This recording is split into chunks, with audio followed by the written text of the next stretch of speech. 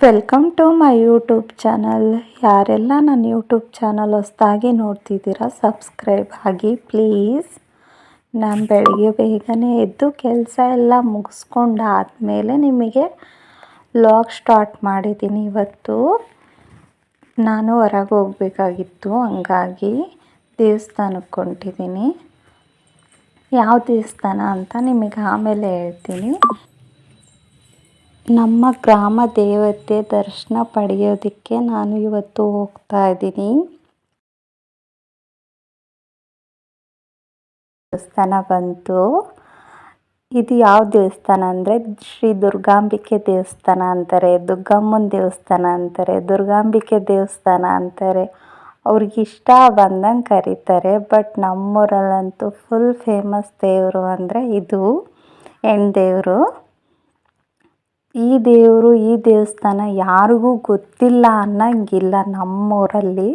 ನಾನು ಒಳಗಡೆ ಬಂದೆ ದರ್ಶನ ಮಾಡೋಣ ಅಂತ. ಇದು ಫಸ್ಟ್ ಎಂಟ್ರೆನ್ಸಲ್ಲಿ ಒಂದು ದೇವಸ್ಥಾನ.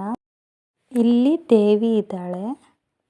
ನಾನು ದರ್ಶನ ಎಲ್ಲ ಮುಗಿಸ್ಕೊಂಡಾದ್ಮೇಲೆ ವಿಡಿಯೋ ಮಾಡ್ತಿರೋದು. ಇಲ್ಲಿ ನೋಡಿ ಎಷ್ಟು ಜನ ಇದೆ. ಇಲ್ಲೆಲ್ಲ ಬಾಕಿ ಟೈಮಲ್ಲಿ ಕೂರ್ಬೋದು.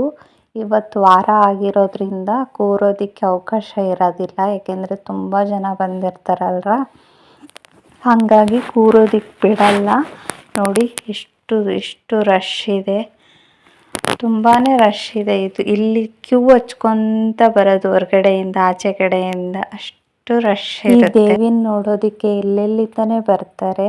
ಆದರೆ ತುಂಬಾ ಭಕ್ತಾದಿಗಳು ಇದ್ದಾರೆ ಅಂತಲೇ ಹೇಳ್ಬೋದು. ನಂಬಿಕೆ ಇದೆ, ಅಪಾರ ಪ್ರೀತಿನೂ ಇದೆ. ಹಾಗಾಗಿ ದೇವಸ್ಥಾನಕ್ಕೆ ಪ್ರತಿಯೊಬ್ಬರು ಬರ್ತಾರೆ. ಬೇರೆ ಕಡೆಯಿಂದನೂ ಬರ್ತಾರೆ. ನಮ್ಮೂರಲ್ಲಿ ಅಷ್ಟೇ ಅಲ್ಲ, ಬೇರೆ ಕಡೆಯಿಂದನೂ ಬಂದು ದರ್ಶನ ಮಾಡಿಕೊಂಡು ಹೋಗಿರೋದು ಇದೆ.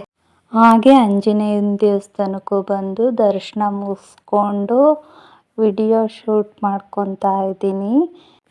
ಅಲ್ಲಿನೂ ದರ್ಶನ ಮುಗಿಸ್ಕೊಂಡು ನಾನು ಸೀದಾ ಮನೆಗೆ ಬಂದೆ.